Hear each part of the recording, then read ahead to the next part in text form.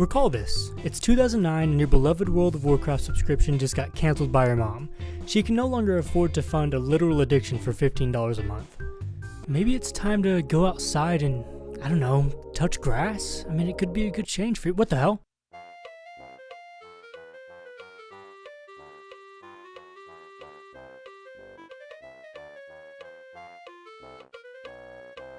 Toontown Online was one of the first MMOs made specifically for kids. It actually predates World of Warcraft by a year. The whole game is Disney themed, with characters like Mickey Mouse making appearances as NPCs. There's a pretty good amount of content, including fishing, minigames, and of course, battling cogs. Do y'all remember cogs? I was always terrified of these guys, especially whenever they showed up in these live action commercials. Yeah, no thank you.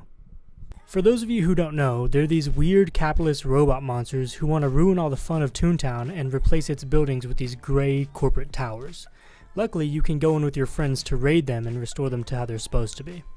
Your main form of combat comes through gags, things like a pie in the face or the old dollar bill on a fishing hook trick.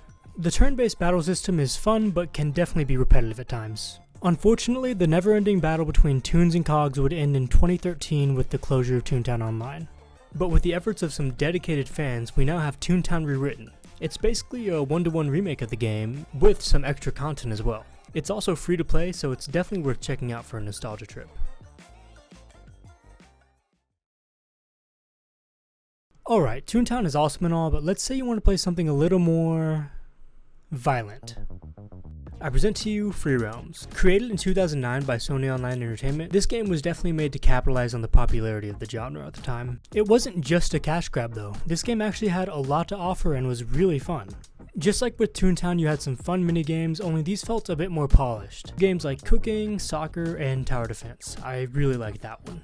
There's also a pretty solid trading card game built in that honestly could have been a standalone game in itself.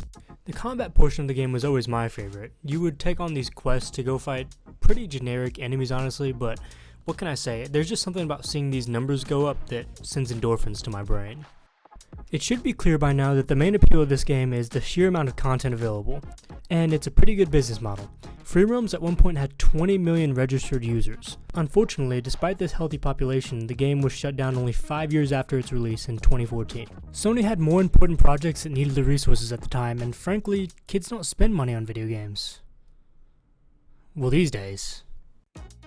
Just like with Toontown, some dedicated fans are hard at work trying to recreate Free Realms, but Free Realms Sunrise hasn't had an update since 2020, and the future of the game is uncertain. If this all sounds bleak, trust me, it only gets worse.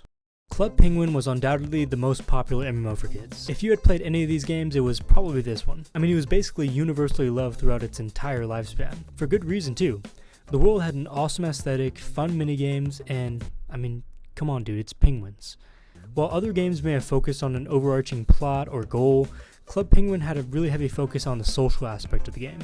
Essentially, it offered you a virtual sandbox to make friends and meet new people. The keys to Club Penguin's success were the ease of access and its broad target audience. Every kid likes cute penguins, and it was so easy to just hop on and find something to do.